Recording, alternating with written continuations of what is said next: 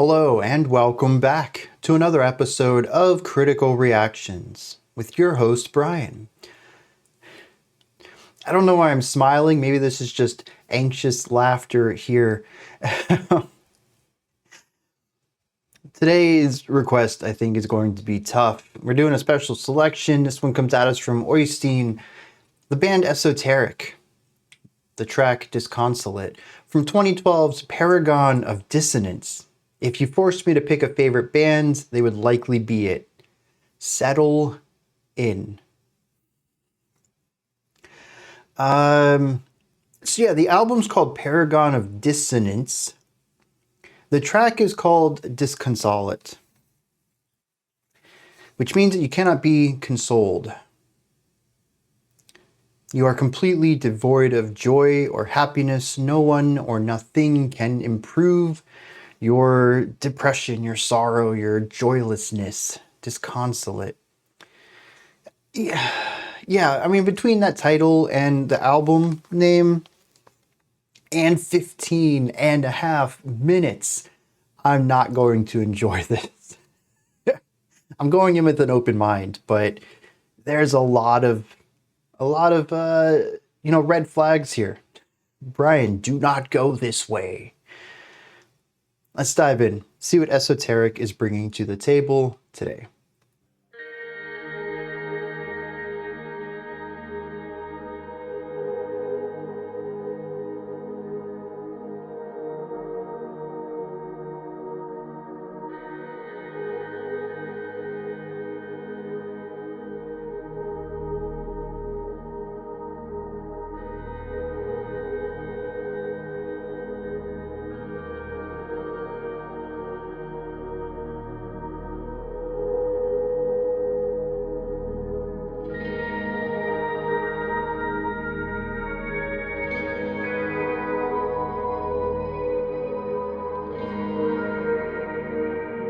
Honestly, though, not a terrible start.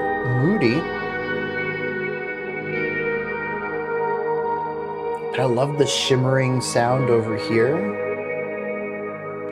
Rising and falling of that. It's beautiful sound overall. The center instrument pairing with our guitar to the left.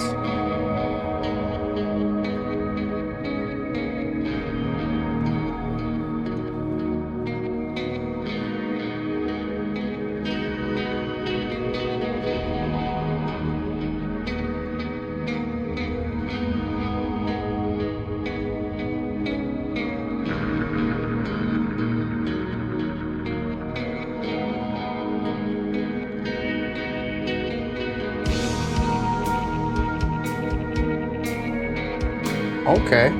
Oh, we got the cross stick on the snare.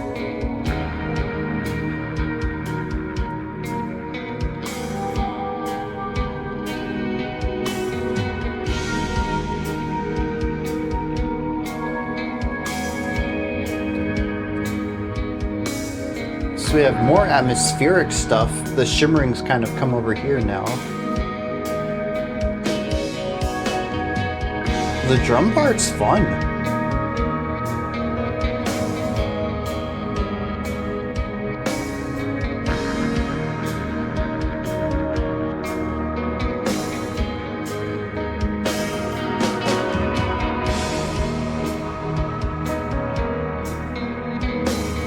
Oh, we've shifted to full stick hit on the snare.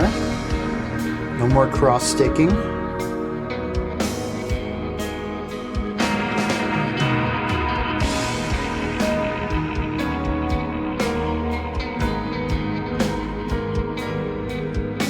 have the bass guitar in here. Is that a trumpet?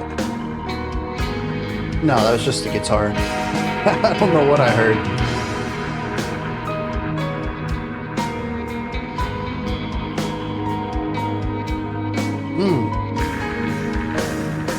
Maybe that still is a guitar.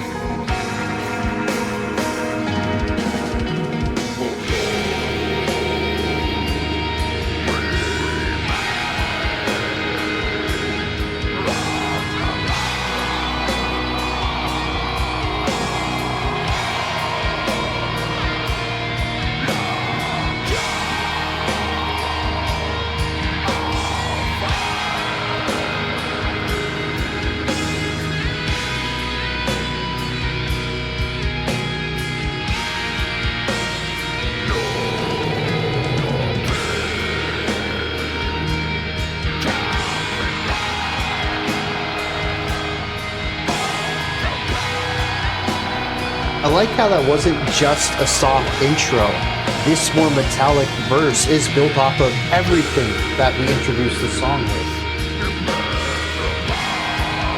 It's still heavy, still moody, but we didn't have to shift into traditional metal sounds to get here.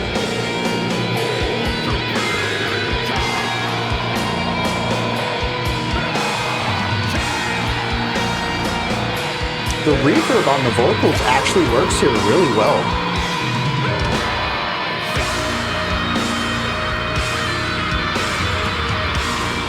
Toss in a little Phrygian, let's go.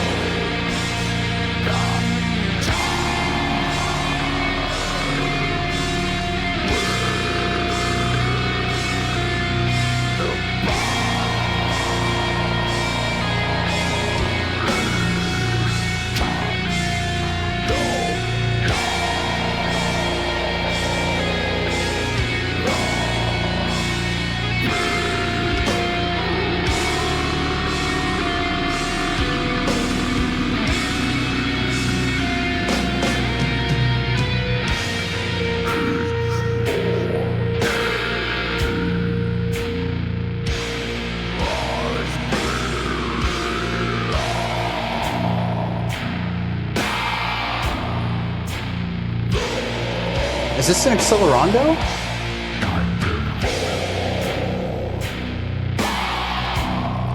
I was just about to check the tempo on this, and we have an accelerando now. I think we were in the high 50s, low 60s previously. Nice solid adagio, good for doom metal.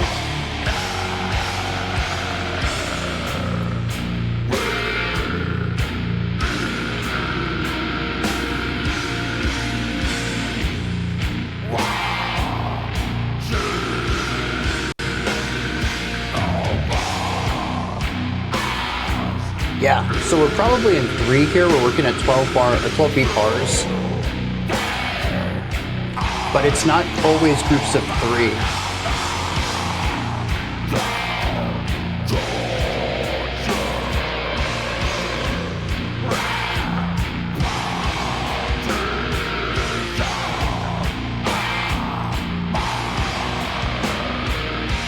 Yeah. So we still get that strong snare accent on 1 on the 3rd beat from the drums, but the guitars hang over an accent beat 2.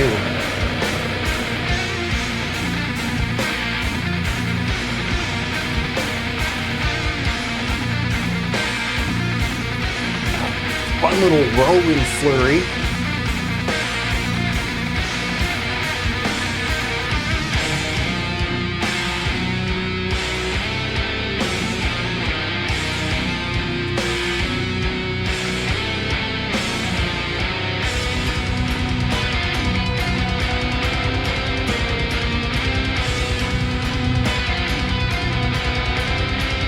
Introducing a faster time feel on the bass kicks here. The tempo hasn't changed, but we are getting our ears trained, presumably to get into something a bit quicker.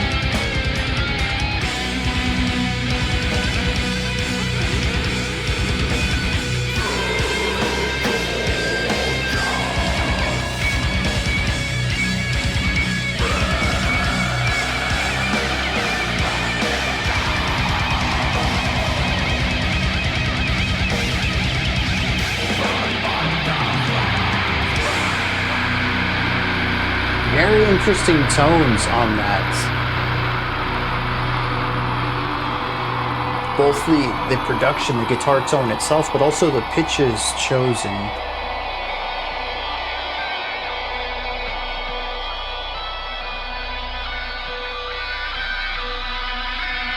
Still in the 3.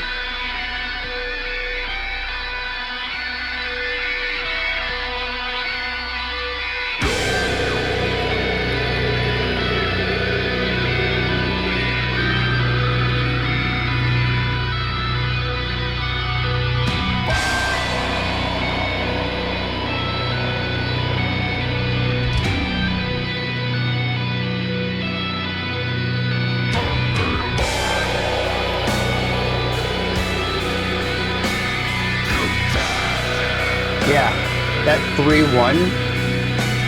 3-1. Yeah, lots of energy there.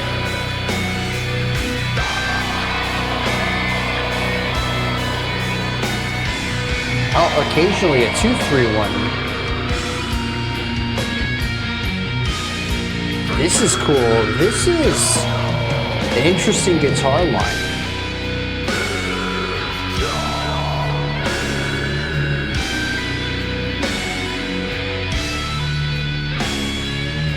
That little bends.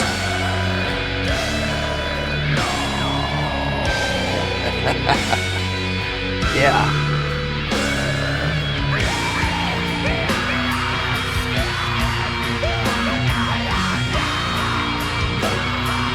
Solid riff expansion, but also the vocal variety here.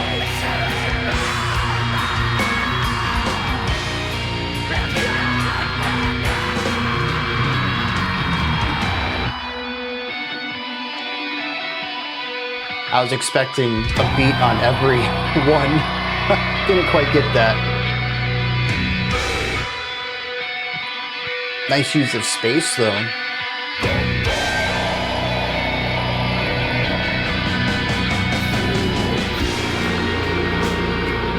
They're still keeping this 3 though. We're not going back to the 4 from the beginning.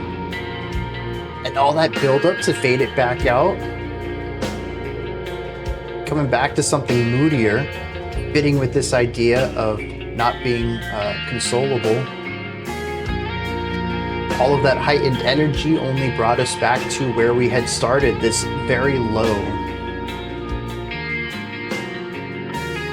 Love that bass line.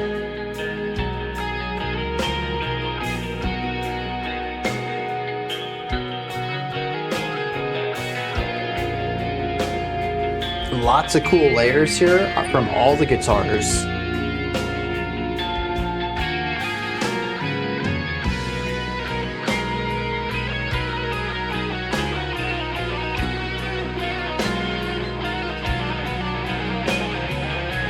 Dipping the toes into the Phrygian again on the solo.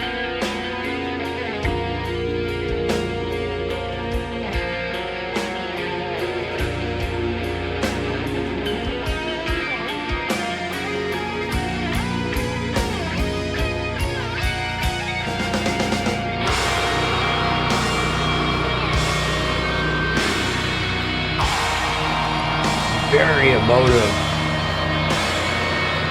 Bringing the weight back of the slower tempo, but also the weight of the growls instead of the fries.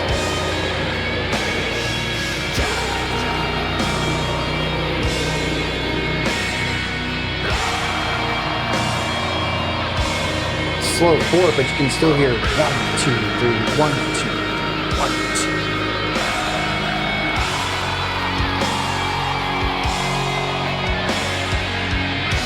Right there. What would be a triplet in the 4. Oh, the cymbal is coming back on the 3.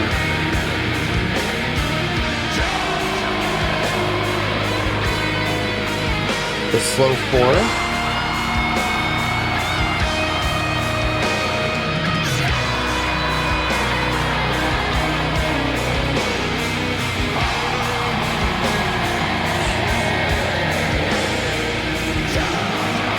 One syllable at a time. That's all the vocals can get out.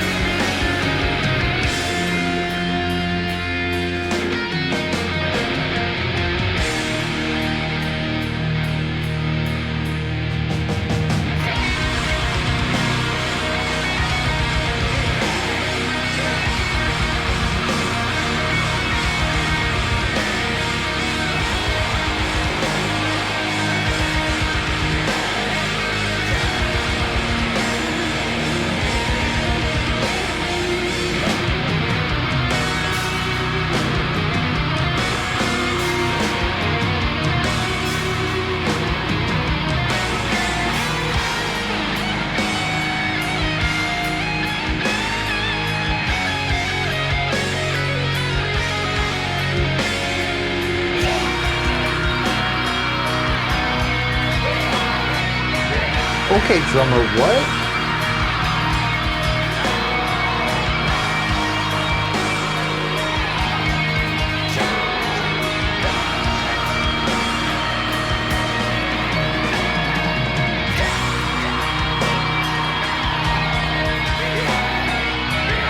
I think they're tucking a 7 into that. It's...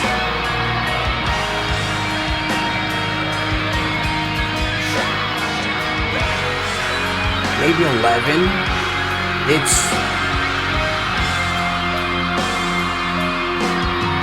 oh, the piano's back.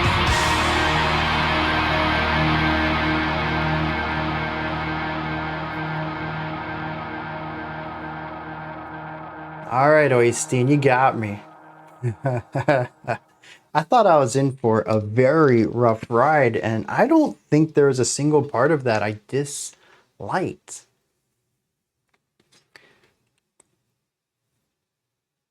I mean, my initial fears were extreme metal, which, yeah, I guess this is doom metal. That's definitely an extreme.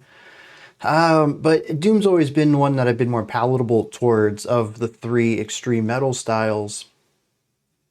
4 extreme metal styles, I guess. Gotta throw thrash in there too.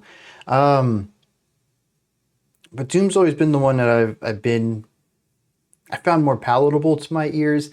This is also incredibly melodic though, which is one of my big issues with metal in general, is that it's more riff based than linear melodic. And this had a lot of that linear melody writing in it, which was just phenomenal. Every time that guitar came in with another solo, I'm melting, dude. There's so much emotion to it. The growls, I could take or leave. Even the higher harshes, I don't really care for them, but I don't dislike them. The drum work throughout this entire thing was calculated and measured. So many great little ideas.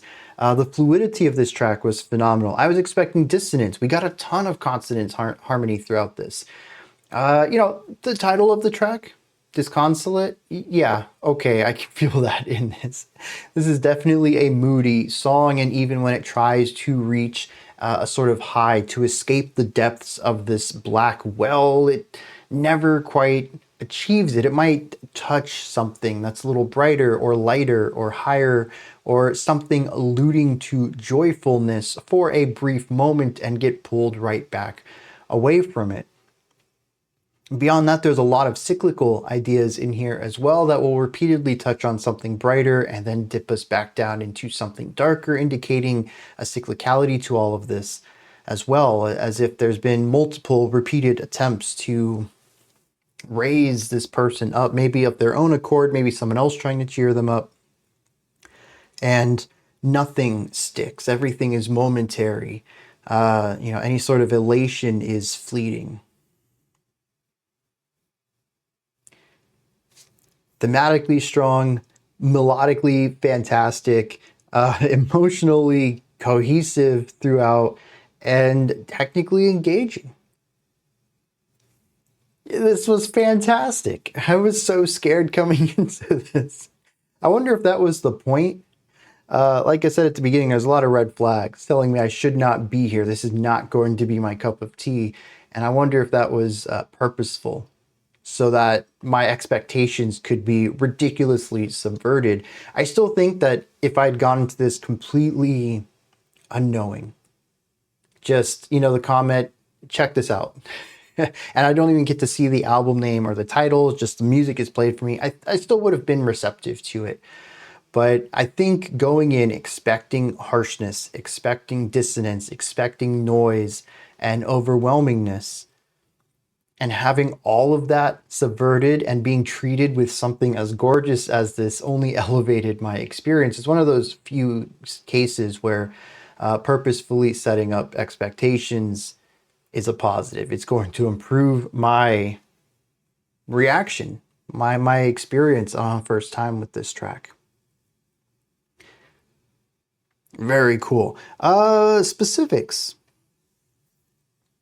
The beginning of the track was slow, and we end up coming back to this too. I had mentioned that a lot of this song is about cycles. At any time the song reaches a height of any type, it is pulled back down. And I think that's true here as well. We have the accelerando, or the gradual tempo increase in the middle of the track. We have a shift away from quarter notes to a triplet feel, which I ended up interpreting as 3/4 throughout. But I honestly think that if I were to reframe this now knowing what it is, I'd probably say this entire song is in 4/4 that shifts to a triplet feel in order to create a faster time feel within the song. But a majority of the song is felt in 3. You know, if you want to call that a shift to 3/4, you're more than welcome to. Both, I mean, as I've always said, time signature is very adaptable. It's more for conveying information from a composer to a prospective performer or musician, more so than talking about music, because anything can be written in any time signature. But I do think that's how I would keep it, in 4/4 with a focus on triplet. But it does get faster. It gets louder. It gets more technical. It gets more dexterous even. We begin to see more and more guitar solos. We begin to see the vocalist shift from the almost indistinguishable growls into the higher pitched, possibly fries. They might still be false chord highs. And at least to me, there's more distinction. It's less of a muddy tone overall. And that allows them to, I don't know if it allows them to, but at least in my perspective, it feels like an increased amount of energy. And what's paired with that is more syllables per minute. I don't know, that's a weird metric, but they're saying more things. It feels like they have more energy to do so. And after we hit this peak, the energy pulls back down and we end where we started. Again, there is no escaping this weight. So that's one of the ways that we explore that, is through the general structure and movement across this track, and the pacing as well. I wanted to check the tempo, but I didn't get a chance. I'd still say we're probably looking at an adagio somewhere between 50 and 65 BPMs, give or take, something heavy and moody. But I didn't get a chance to double check that. I think that would place it in the realm of doom metal, though. Not quite funeral doom, which I think funeral tends to be in the 30 to 45 range. Definitely been on the lower end. 60, I mean, that's 1 beat per second. To me, that's a pretty steady tempo. That doesn't feel slow. But yeah, so that's how we start the song. Heaviness. Dude, lots of melody at the beginning of the track too, and I absolutely loved this.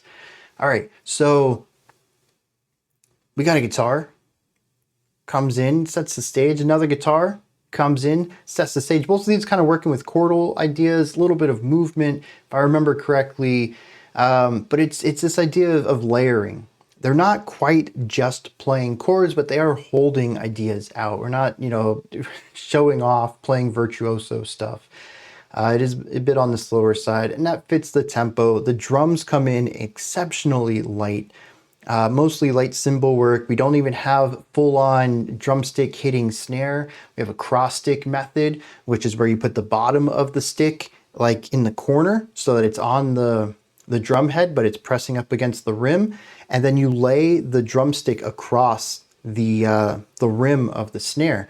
And so you're just going to pick this up and hit it, and it's going to hit the rim. It's going to hit the metal part of the snare, but the vibrations are going to go through to the bottom of the stick, which are going to rattle the snare too. So you're going to get a lighter hit, since you're not getting the crack of the snare, but you're also going to get some of the rumble of the snare beads underneath because of the vibrations. And it is a light sound. It is typically used in softer areas of music. And right here is a really good showcasing of that. It isn't long though before we are full on hitting the drum head of the snare. We have more guitars coming in. We have the bass coming in. We have multiple guitar lines. I think we have a piano too, even. We have just held out droney texture stuff. I don't know exactly what's going on here. Could be that a guitarist strums and then plays around with some foot pedals or something. but the tone is being altered and distorted. It isn't just the note being held out, it kind of morphs, kind of gets a little more treble, a little less treble, kind of widens out, shrinks down a little bit. It's a lot of movement to it. I appreciate that as an extra texture alongside the layered stuff we're getting from the other two guitars, from the bass, from the eventual piano. And it is all of this layered mood setting. It's a very spacious idea here, and it just feels somber.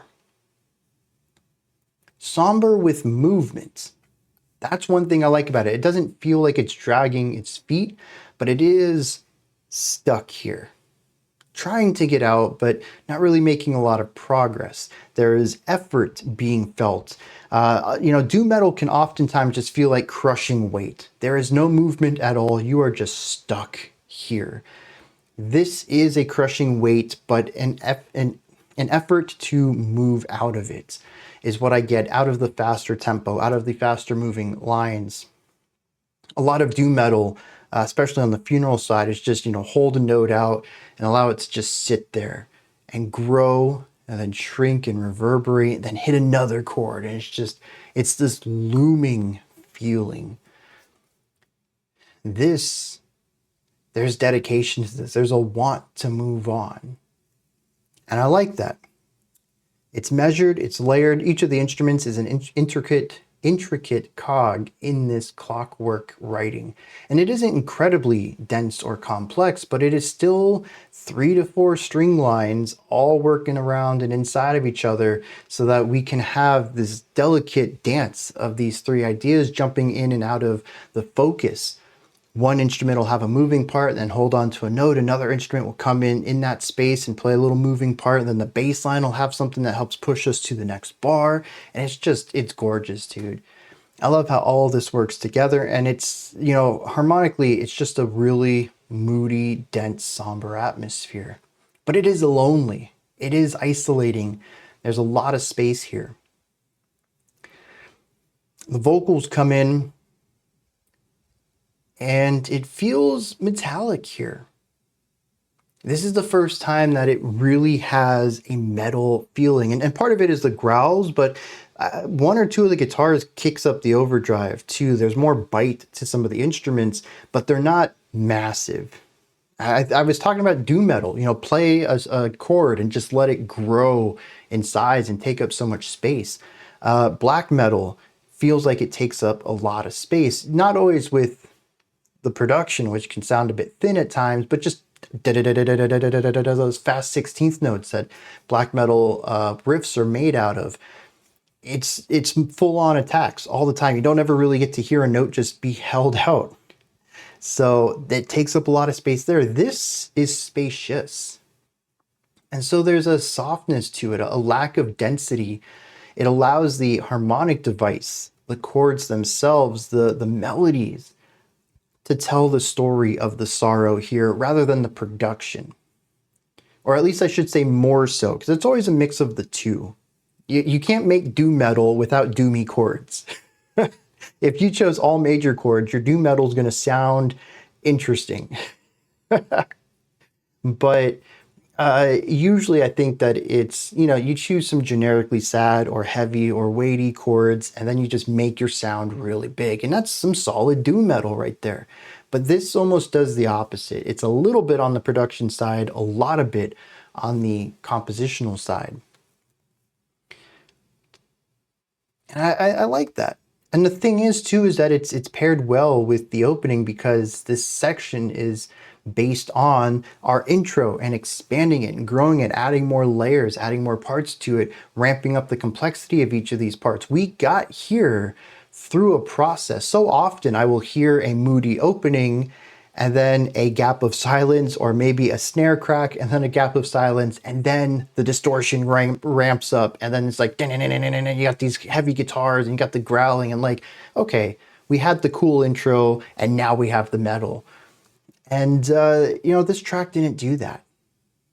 It developed its verse and found its weight through the expression of expanding out the intro idea.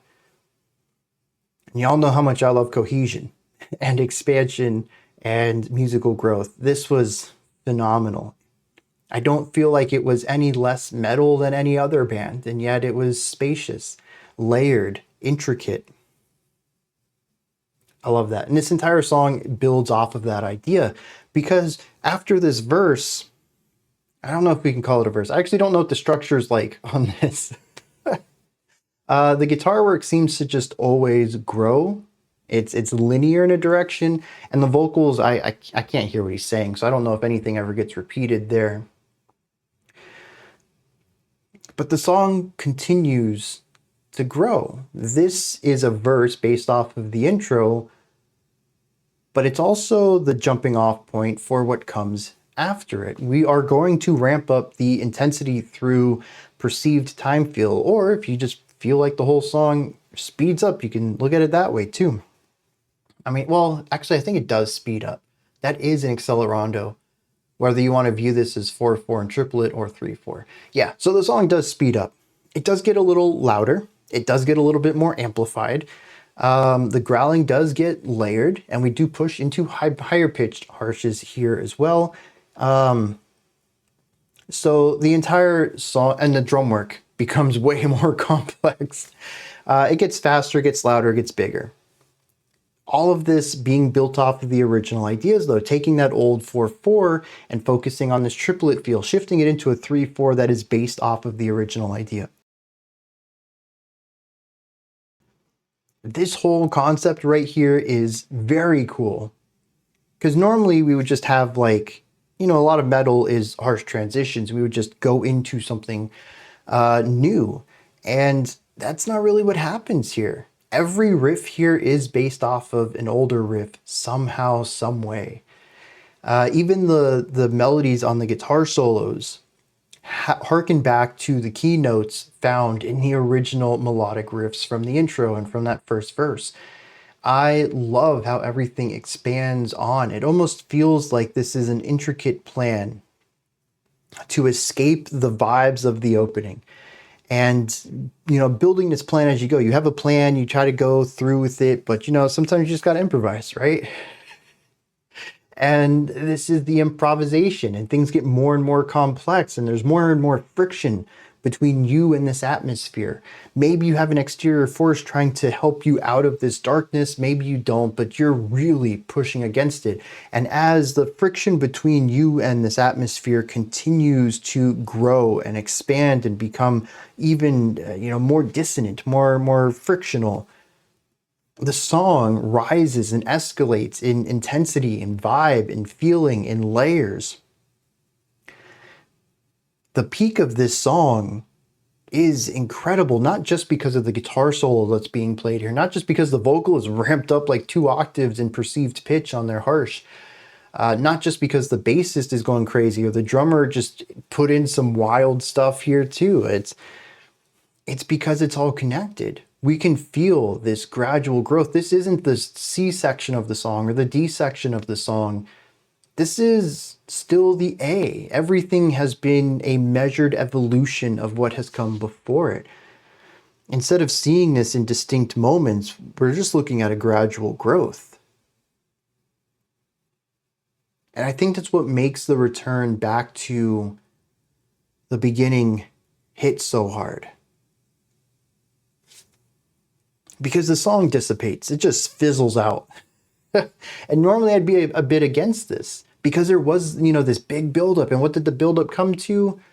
Nothing. This isn't a post-rock explosive finale. This is failure.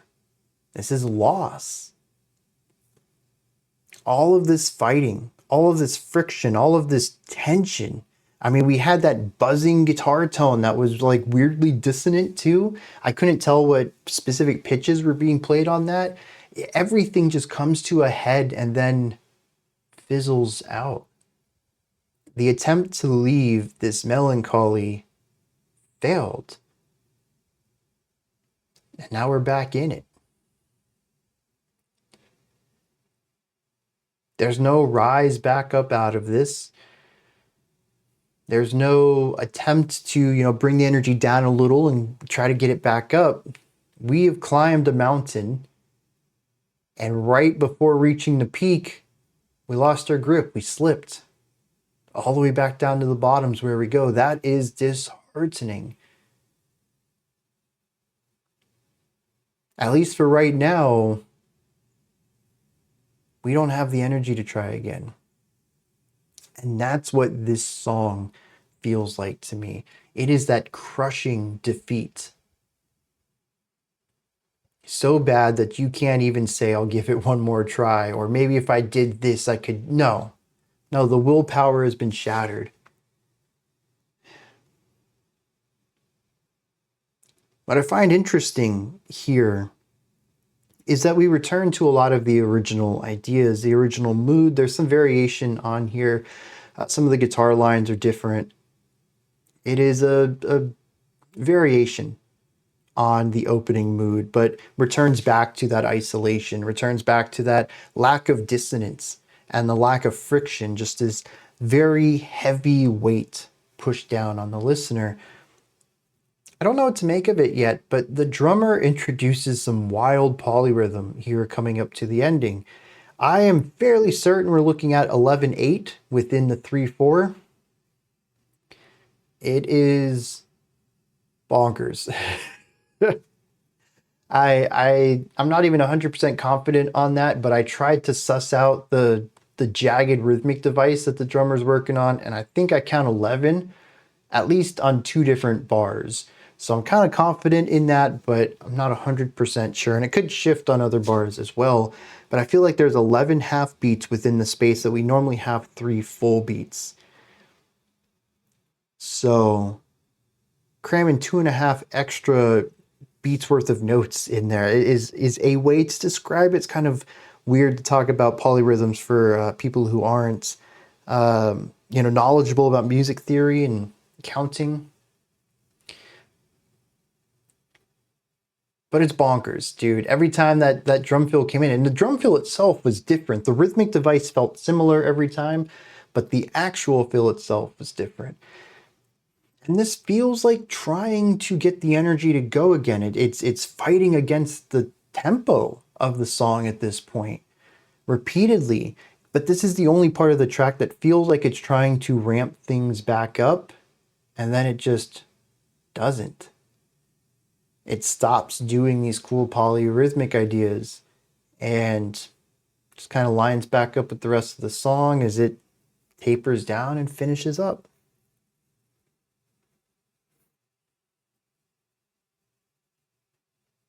As if maybe this was some little bit of willpower that might have survived, and even it is being snuffed out here at the end of this track. Disconsolate. Not even, extreme sorrow. Disconsolate is the inability to find joy, to be consoled. A synonym for it is joyless. I think the utter defeat there at the end, and even having this small element left over that still itself is lost as well, really ties into that. Hearing the vocalist kind of dip back down into the growl too, the lack of energy of that, the muddiness of it. It's almost as if there's a lack of care anymore.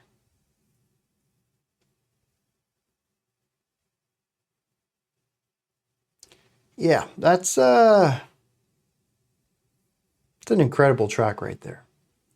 Let me check out some lyrics. I'm kind of scared to check out the lyrics. These are either going to be fine and definitely get the idea across of someone who just, is in a terrible position, or it's going to be incredibly gnarly and depressing, and it's going to affect me mentally. Let's dive into that, see what's going on. All right. Lyrically, we are looking at something a bit bleak. I don't know if I'd call it nihilistic, but it is not a positive read on life and the life experience. It could be talking about a specific moment of someone's life, but the way that it's spoken about kind of reads as if this has been their entire experience of life. maybe even just of adult life, but still, it doesn't speak as if there's any end to this, and it doesn't speak as if there was any beginning to this either. It says nothing can prepare or compare with this immeasurable sense of loss. That all can be calm until that thought arises and plummets us towards the ground. It then shifts perspective and says that time passes like the dripping of a tap, and sleep becomes that time when the body can no longer be awake. Each morning, eyes are blearier than the night before. I had to read this twice because I was like, yeah, when you're sleeping, you're not awake. But that's not what it says. It says that sleep is simply the time when the body can no longer be awake. This implies that they have difficulty sleeping until they are at pure exhaustion, in which case the body shuts down. But that also implies that they're getting to bed much later than they should be, that their sleep cycles are incredibly wild, incredibly short, and that's why they wake up with blearier eyes than the night before. They're not getting enough rest, and despite possibly wanting to sleep earlier, they can't. They will only fall asleep when the body has reached exhaustion. It doesn't explain why, but this does line up with some parts of depression. It could just be an incredibly active mind, one that refuses to shut up and quiet down so that the person can rest. And this can be due to a lot of factors, but it certainly seems to be their experience with life. Tying this into the idea that time passes like the dripping of a tap, that it's just incredibly slow, can make this feeling of the time between laying in bed and actually passing out feel excruciating. I use that word very purposefully because a lot of the descriptions here are about uncomfortability in life. We'll see why at the end. He says, but it does pass. And I was there within that moment, watching over as if through the eyes of another, through conscious repetition, but my thoughts were elsewhere. This idea of being here but not being here, maybe at this moment, this trying to sleep, but I kind of get it everywhere. That they're never quite living life now. They're going through the motions while their mind is elsewhere. Given the heaviness of this doesn't feel meditative as much as it feels destructive, never quite allowing themselves to be in the moment and experience life, always thinking about something else, presumably something heavy or dark, burdensome. The next stanza says, longing, but unable to take the steps that might continue this journey. This could be self-defeatist. It could be stopping yourself from chasing your dreams, but it could also, the journey could be life. This could be a statement about suicide right here, or at least suicidal tendencies, though he says he's unable to take the steps. So it goes in a lot of different directions here, none of them really positive. It says, indignant in this bleak landscape that no longer binds, each serene moment accompanied by another full of dread. Every moment that has positivity is paired with something that is full of dread. The only reprieve is momentary, fleeting. What comes after that is more of what I'm used to. It finishes saying, and I resolve to that familiar feeling time tries so hard to bury, to live life only to bear. And it doesn't say what is being bore here. It just says that I will bear something. And bearing something is usually not good. I don't know if there's a positive connotation or definition for that word, but usually when you're bearing something, it's the idea of, grin and bear it. Just get through it. Deal with it. Maybe He's saying that he doesn't live life, he only bears life. He exists. He's not living, but he is existing, and that is the entirety of his experience with life. Sleeping is excruciating. Life is distancing. Little bits of positivity are always paired with heavy bits of dread and negativity. This dude bears life. It's something that happens. He gets through it. And there's just no positive side to the other side. There's nothing on the other side of it to look forward to except another day of bearing life. Yeah, I think Disconsolate is a good description of this track. It is incredibly heavy, incredibly bleak.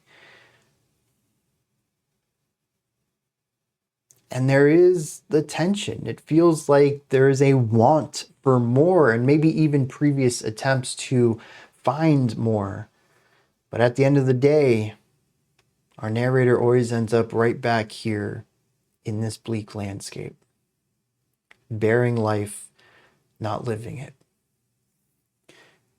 These are my thoughts. Esoteric's Disconsolate. What did you think of this? Is there anything that stood out to you? Anything that you'd like to add on to what I said or correct me on? Do you have your own take, perspective, or opinion on this track? Let me know. Toss all that and anything else you'd like to add into the comment section below. Above that, in the description box, you'll find a link to Linktree. It takes you here. You can find links to my music, ways to support the channel, a link to the Discord server, and so much more. Above that, if you could, like, subscribe, and ring the bell.